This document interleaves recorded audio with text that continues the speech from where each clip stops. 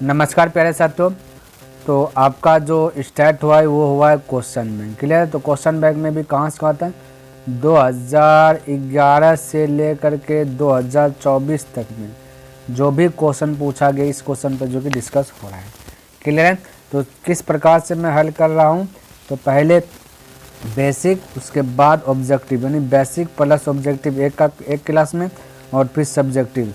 ये आपका 10वां चैप्टर है। क्लियर है। तो संस्कृत बुक का एनसीईआरटी बुक का ये 10वां चैप्टर है, जिनमें से कि 10वां चैप्टर का मंदाकिनी वर्णम है। तो आज के क्लास में चर्चा करेंगे लघुत्तरीय प्रश्न। इसके पहले मैंने बना दिया बेसिक प्लस ऑब्जेक्टिव, और 10वां चैप्टर मैंने कंप्लीट कर दिया, यानी कि 9 चैप्टर कंप्लीट कर दिया शुरू से लेकर के 10 चैप्टर आज के क्लास में खत्म हो जाएगा। अगर आप इन सभी को देखना चाहते हैं ना, तो डिस्क्रिप्शन बॉक्स में मैं उनका लिंक दे दूंगा, वहाँ से देख लीजिए, या फिर आप प्लेलिस्ट चेक कर सकते हैं। क्लियर है। तो देखिए पहला क्वेश्चन कहता श्री राम के प्रकृति सौंदर्य बोध पर अपने विचार लिखे। देखिए है ना, इस प्रकार से, या यहाँ पे जितना अथवा दिए हैं, देखिए कितना अथवा है, 1 2 3 4 5 6 7 अथवा, यानी टोटल 8 प्रश्न पूछा गया एकदम से बदल बदल करके, लेकिन सबका आंसर एक ही होगा। तो वो भी आंसर कितना ज़्यादा बड़ा नहीं, बस इतना सा है। देखिए क्या लिखे कि जब श्री राम पत्नी सीता तथा भाई लक्ष्मण, श्री राम, उसकी पत्नी सीता और राम का जो भाई लक्ष्मण चित्रकूट जाते हैं, तो वहाँ कल कल छल छल करती मंदाकिनी नदी तथा इसके चारों ओर की सुंदरता को देखकर प्रसन्न हो उठते हैं। श्री राम सीता का ध्यान उस ओर आकर्षित करते हुए कहते हैं कि हे सीते, रंग बिरंगे तटों वाली मंदाकिनी नदी को देखो। इसके आसपास पुष्पयुक्त वन और अन्य प्राकृतिक संसाधन इसे बहुत सुंदर बना देते हैं। अनेक रंगों के पक्षी आकाश में उड़कर इस नदी की सुंदरता में चार चांद लगा देते हैं। ऐसा लगता है कि पर्वत नाच रहा है। ये कौन कह रहे हैं? ये श्री राम जी कह रहे हैं। क्लियर है कि किसको कह रहे हैं? सीता माता को, है ना। कि कहते हैं कि हे सीते, देखो प्रकृति का चीज़ देखो, कितना अच्छा है, कितना सुंदर है, राजमहल से भी ज़्यादा सुखमय जीवन तो इधर है। यही बोल रहे थे। क्लियर है, बता रहे थे, उसको समझा रहे थे। तो वही बोला, फिर से एक बार पढ़ देता। कहता है कि जब श्री राम पत्नी सीता राम भाई लक्ष्मण चित्रकूट जाते हैं, राम सीता लक्ष्मण चित्रकूट जाते हैं पर्वत, है ना, तब वहाँ कल कल छल छल, यानी कल कल क्या कर रही है? गंगा नदी की पानी छल छल करती है, मंदाकिनी नदी, ठीक है, तथा इसके चारों ओर सुंदरता, चारों ओर की सुंदरता को देखकर प्रसन्न हो उठते हैं। राम जी प्रसन्न हो उठते हैं, और श्री राम सीते का ध्यान, श्री राम क्या करते हैं? सीते का ध्यान उस ओर आकर्षित करते हुए कहते हैं, जिस ओर कल कल छल छल करती है, कहते हैं कि हे सीते, रंग बिरंगे तटों वाली मंदाकिनी नदी को देखो। कहता है सीते, देखो रंग बिरंगे तटों वाली इस नदी को देखो, मंदाकिनी नदी को देखो। इसके आसपास पुष्पयुक्त वन और अन्य प्राकृतिक संसाधन इसे बहुत सुंदर बना देते हैं। अनेक रंगों के पक्षी आकाश में उड़कर इस नदी की सुंदरता में चार चांद लगा देते हैं। ऐसा लगता है कि पर्वत नाच रहा है। यही कहते हैं। ठीक है। दूसरा क्वेश्चन कहता किस कारण से मंदाकिनी का जल कलुषित जो कि हो गया है, अथवा इस प्रकार से पूछ देगा। तो देखिए आंसर बहुत सटीक से बहुत छोटा है। पशु समूह द्वारा पानी पिए जाने से मंदाकिनी का जल कलुषित यानी अपवित्र हो गया है। इसमें भी प्राकृतिक की सुंदरता जो कि क्या है? दर्शनीय है। यानी कि पशु पक्षी तो ऐसे न पी लेते जल, जैसे हिरन सब देखेगा गंगा नदी में जल पी लिया तो कलुषित हो गया। कलुषित का मतलब अपवित्र, पवित्र नहीं है जल, लेकिन पवित्र ना रहने के बाद भी उसमें जो है कि सुंदरता कायम है। तो यही बोल रहे हैं।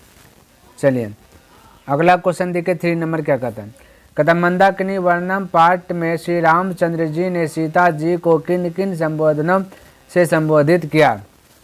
ठीक है। तो आंसर में लिखे हैं कि मंदाकिनी वर्णम पाठ में भगवान श्री राम ने अपनी पत्नी सीता को हे सीते, एक ऑब्जेक्टिव पूछेगा कौन सा शब्द से संबोधित किया? हे सीते, हे प्रिय, हे विशालाक्षी, हे तनुमध्य में, हे कल्याणी एवं हे शोभने आदि शब्दों से संबोधित किया। ये सब चीज़ जो कि श्री राम ने अपने सीता को कहा। प्रिय कहा, विशालाक्षी तन, है ना, तनु मध्य में, कल्याणी, ये सब चीज़ से संबोधित किया। क्लियर है। नेक्स्ट क्वेश्चन कहता मंदाकिनी वर्णम पाठ का कहना वर्ण्य विषय क्या है? तो मंदाकिनी वर्णम पाठ रामायण के अयोध्या कांड की सर्ग 95 से संकलित है। बिल्कुल आपने से सुना, ऑब्जेक्टिव में बता दें। इसके रचयिता वाल्मीकि है। इसके रचयिता क्या वाल्मीकि है। इस पाठ में चित्रकूट के निकट बहने वाली मंदाकिनी नामक जो कि नदी का वर्णन है। आदि कवि वाल्मीकि के काव्य शैली तथा वर्णन क्षमता अभिव्यक्त का मतलब प्रकट करना, अभिव्यक्त हुई है। श्री राम सीता को मंदाकिनी का वर्णन सुनाते हैं। बस ये वर्णन तो कहता मंदाकिनी वर्णन पाठ का वर्ण विषय क्या है, तो वर्ण विषय यही है, जो था उसमें सारा चीज़ यहाँ पर लिख दिया।